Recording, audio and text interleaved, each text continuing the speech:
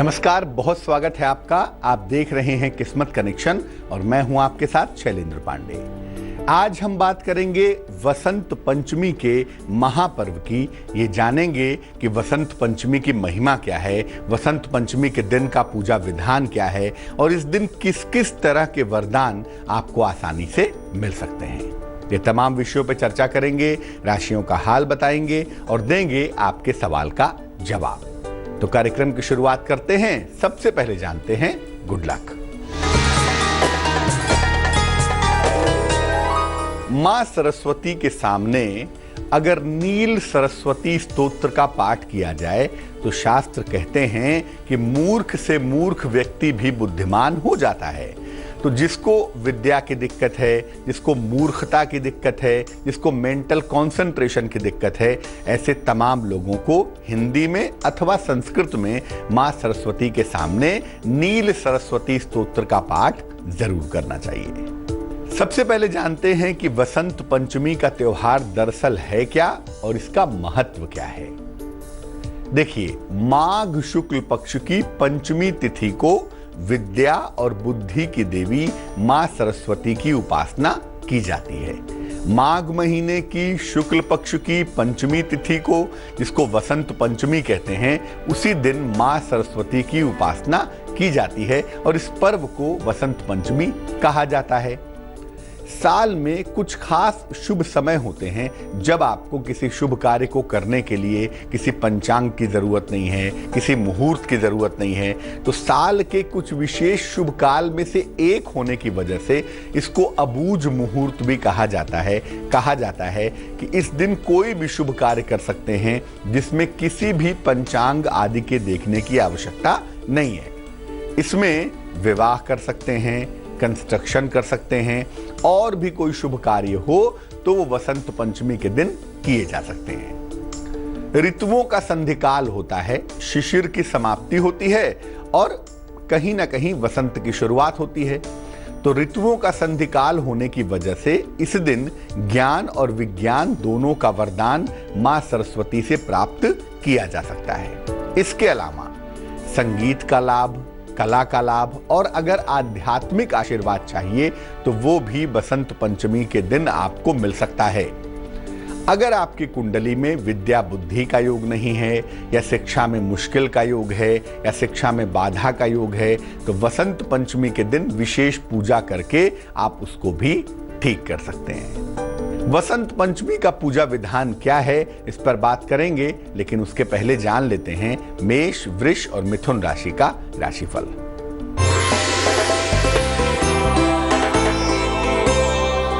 मेष राशि, स्वास्थ्य का बहुत ख्याल रखें। जीवन साथी का स्वास्थ्य हालांकि बेहतर हो रहा है और आर्थिक लाभ भी हो रहा है, लेकिन खुद की सेहत में लापरवाही ना करें।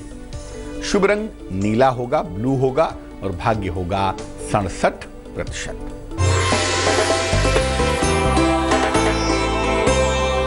वृष राशि, यात्रा ना करें तो बेहतर होगी। सेहत का ख्याल बनाए रखें और कर्ज का लेन देन भी ना करें। शुभ रंग पीला होगा, येलो होगा और भाग्य होगा 50%।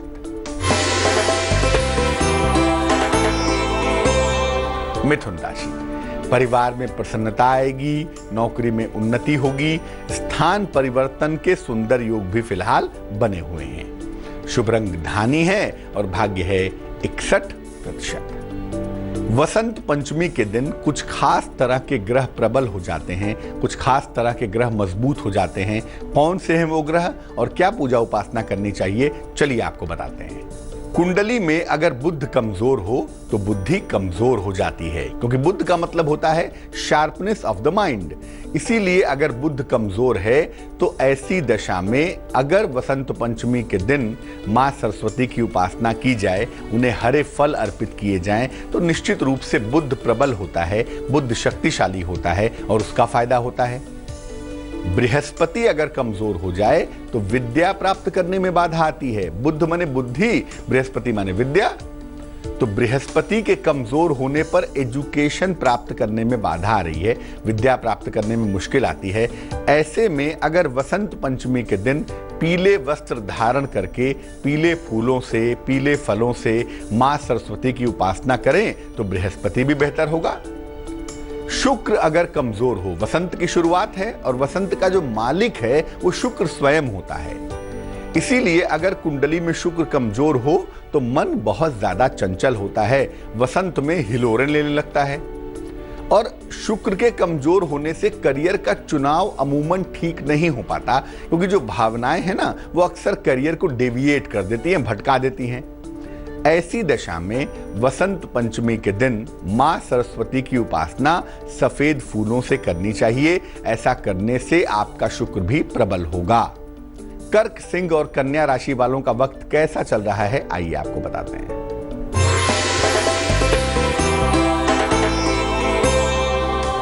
कर्क राशि, अचानक धन की प्राप्ति होगी, कारोबार में लाभ होगा, नौकरी में बड़ा परिवर्तन होता हुआ दिख रहा है। शुभ रंग लाल है और भाग्य है 98%।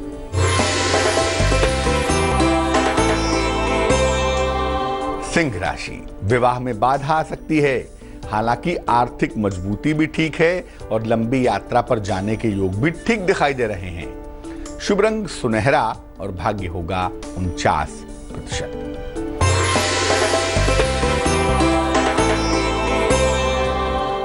कन्या राशि, मुकदमों में सफलता मिलेगी, परिवार में विवादों से बचाव करना चाहिए। हो सकता है देर शाम किसी अतिथि का आगमन हो, थोड़ी व्यस्तता वहां भी बढ़ जाए। शुभ रंग भूरा यानी कि ब्राउन और भाग्य होगा 45%।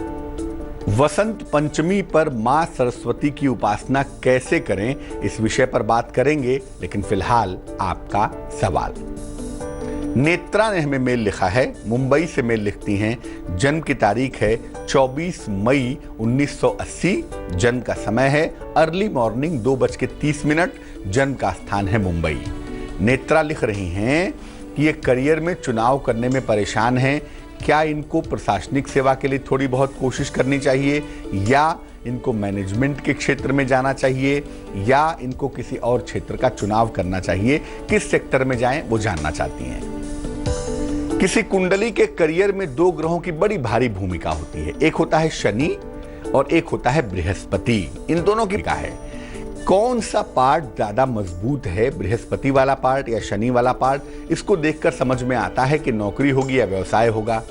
एक तो शनि वाला पार्ट काफी मजबूत है, ये तो निश्चित है कि आप नौकरी करेंगी, लेकिन जो प्रशासनिक सेवा के मुख्य ग्रह हैं, सूर्य है, मंगल है, चंद्रमा है, वो उतने प्रबल नहीं दिखाई देते। ज्यादातर जो लीडिंग संभावना है वो बुध की है, कुछ अंशों में बृहस्पति की भी है। ये दोनों ही फाइनेंस से संबंधित, कॉमर्स से संबंधित ग्रह माने जाते हैं।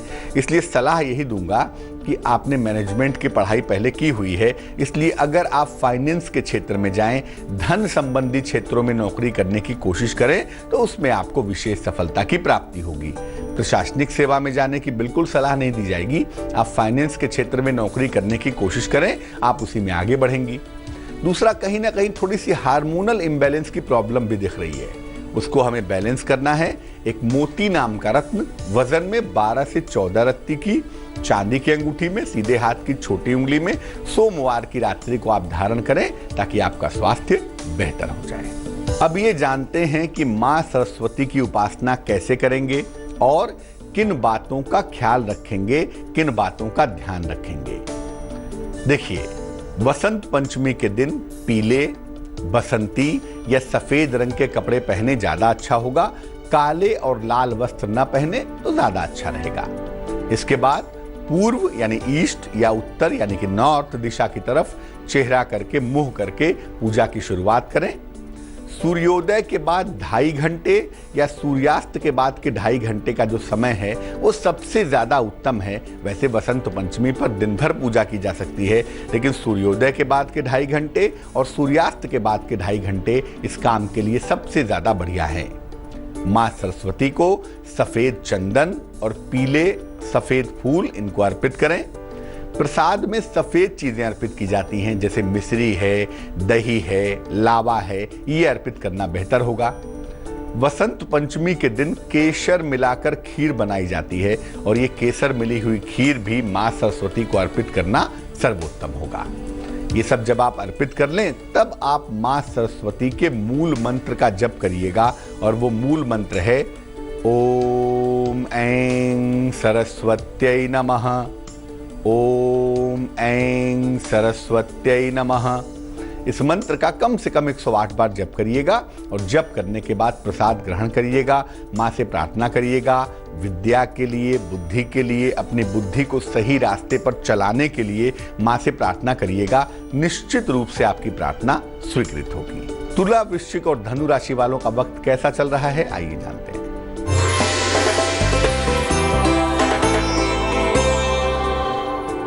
तुला राशि, संपत्ति का क्रय करते हुए दिखाई दे रहे हैं। कोई बड़ी समस्या भी आपकी हल हो रही है, लेकिन इस समय यात्रा करने से बचाव करें। शुभ रंग क्रीम होगा और भाग्य होगा 85%।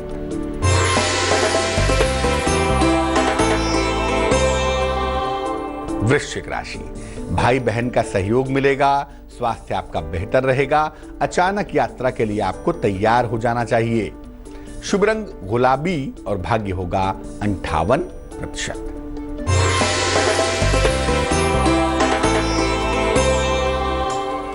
धनु राशि, वाहन दुर्घटना से बचाव करें। नौकरी में नया अवसर आपको मिलेगा। लंबी यात्रा के सुंदर योग भी बन पा रहे हैं। शुभ रंग फिरोजी, टर्कवाइज ब्लू और भाग्य होगा 64%। वसंत पंचमी के दिन आप मां सरस्वती की उपासना करते हैं या करेंगे, इससे किस तरह के लाभ होंगे आपको ये भी जान लीजिए। जिन लोगों को एकाग्रता की समस्या है, जिनको कंसंट्रेशन की प्रॉब्लम है, उन्हें वसंत पंचमी से शुरू करके 2-3 महीने तक रोज सवेरे सरस्वती वंदना कहनी चाहिए। या कुंदेन्दु तुषार हार धवला या शुभ्र वस्त्रावृता, ये मां सरस्वती की वंदना है, इसका पाठ करना चाहिए। मां सरस्वती के चित्र की स्थापना करनी चाहिए वसंत पंचमी के दिन, और अपने पढ़ने की जगह पर अगर करें तो बहुत ज्यादा उत्तम होगा, बहुत ज्यादा श्रेष्ठ होगा। आप चाहें तो मां सरस्वती का बीज मंत्र भी, उनका बीज मंत्र है ऐं। ज्ञान का बीज मंत्र भी ऐं है।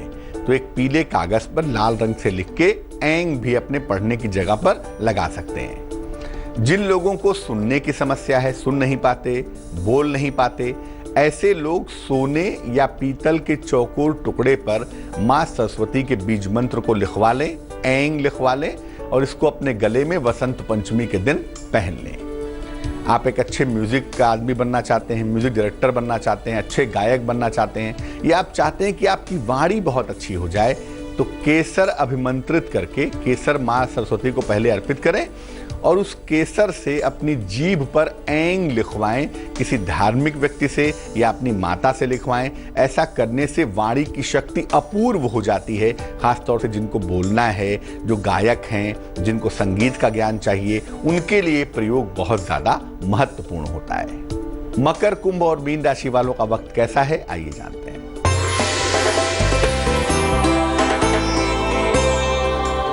मकर राशि, संतान प्राप्ति के योग बन रहे हैं।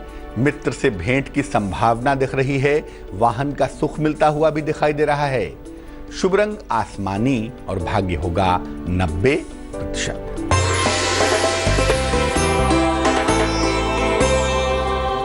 कुंभ राशि, नई नौकरी मिलती हुई दिख रही है। संपत्ति का सुख आपको प्राप्त होगा। आपके तमाम पारिवारिक विवाद भी सुलझ जाएंगे। शुभ रंग जिसका प्रयोग करेंगे वो होगा सफेद और भाग्य होगा 98%।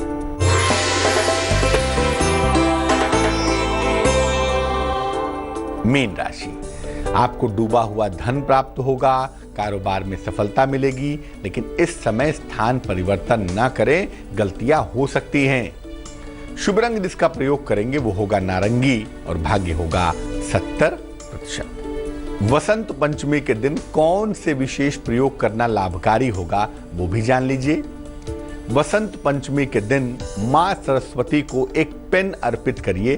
किसी भी रंग की कलम हो, किसी भी रंग की इंक हो, मां सरस्वती को एक पेन अर्पित करिए और पूरे साल भर उसी पेन का, उसी कलम का इस्तेमाल करिए।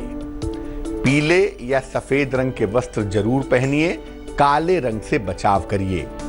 वसंत पंचमी का दिन जीवन में वसंत की सूचना है, जीवन में आनंद की सूचना है। आप चाहते हैं कि जीवन में आनंद हो तो वसंत पंचमी के दिन केवल सात्विक भोजन करिए, प्याज लहसुन आदि का सेवन भी मत करिए और खुश रहिए। वसंत पंचमी के दिन जितना खुश रहेंगे, प्रसन्न रहेंगे, स्वस्थ रहेंगे, उतना ही ज्यादा बढ़िया होगा। वसंत पंचमी के दिन पुखराज और मोती एक साथ पहनना बहुत शुभ होता है। जिनकी कुंडलियों में पुखराज मोती पहनने की संभावनाएं हैं, ऐसे लोग पुखराज और मोती वसंत पंचमी से पहन सकते हैं। वसंत पंचमी के दिन सफेद रंग के स्फटिक की माला मां सरस्वती को अर्पित करें और उसके बाद अपने गले में पहने, वो भी बहुत ज्यादा अच्छा होता है। खीर जरूर बनानी चाहिए वसंत पंचमी के दिन, उसमें केसर मिलाना चाहिए और उसके बाद मां को अर्पित करके उसे ग्रहण करना चाहिए। घर में सुगंध फैलाइए, घर को सुगंधित बनाए रखिए। कहने का मतलब यह है कि वसंत पंचमी को जितने आनंद से मनाएंगे, जीवन में उतना ही ज्यादा आनंद आपको आने वाले साल में मिलता रहेगा। तो आज हमने वसंत पंचमी की बात की, अब हम जान लेते हैं क्या है आज की सलाह।